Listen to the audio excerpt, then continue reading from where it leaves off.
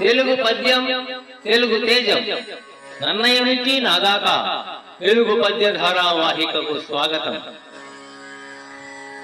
పార్వతీదేవి తపస్సు చేస్తుంటే పగలు రాత్రిలాగా మారిందా అన్నట్లు గన్నెచోడుడు రాసిన పద్యం. కర కర కర హతి ముఖ సరసి రుహము కడువంది కాంతి సెడ నయనేంది వరములలరే. కర కర కర హతి ముఖ సరసి రుహము కడువంది కాంతి సెడ నయనేంది వరములలరే. గిరిజడ స్థిర శక్తిని వలలు రేయి చేసెను ఎనగా. కర కర కర హతి ముఖ సర సిరుహము కడువంది కాంతి సెడ నయనేంది వరములలరే. గిరిజడ స్థిర శక్తిని వలలు రేయి చేసెను ఎనగా.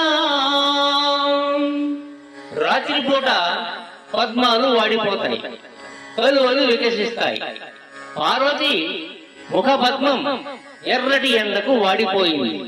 కలువలు లాంటి ఆమె యొక్క కన్నులు మెరుస్తున్నాయి. పార్వతి తన తపశ్శక్తితో పగటిని రాత్రిగా మార్చివేసిందేమో అన్నట్టుగా ఉందట. పార్వతీదేవి యొక్క తపస్సుతో ఆకాశంలో ఎలా ఉందంటే,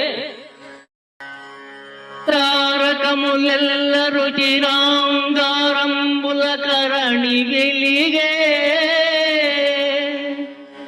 తారకములెల్ల రుచిరాంగారంబుల కరణి వెలిగే. కమలారిత మోహారులు క్రాగిన రజత మహారజతా దర్శనంబులన తనరిరెడం. రజత మహారజతా దర్శనంబులన తనరిరెడం.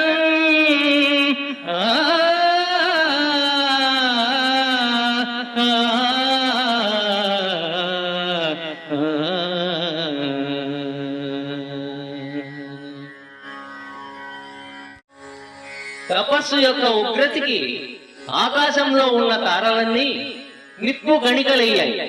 మండుతున్న బంగారపు అద్దంలాగా సూర్యుడు, వెండి అద్దంలాగా చంద్రుడు కనబడ్డారు. గిరిసుల యొక్క తపస్సుకు అల్లకల్లోలమైన లోకాలు. గిరిసుత తప ప్రభాతికి, గిరిసుత తప ప్రభాతికి తరతరమ చెలించి రజత ధరణీధర చెరువుగా దిర్రున దిరిగంబురహరుతో గూడ. దిర్రున దిరిగంబురహరుతో గూడ. దిర్రున దిరిగంబురహరుతో గూడ. వెండి బొమ్మరము క్రియం. దిర్రున దిరిగంబురహరుతో గూడ. వెండి బొమ్మరము క్రియం.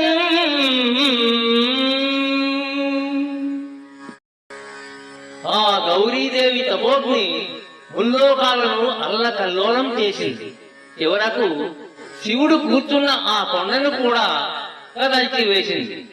అది వెండి బొంగరం లాగా దిర్రుమని తిరుగుతూనే ఉంది. కుమార సంభవం కావ్యంలో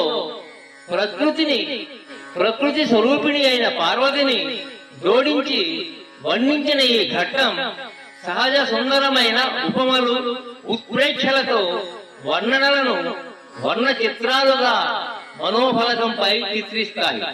గన్నెచోడుడు వర్ణనలెల్లా వర్ణనకెక్కగా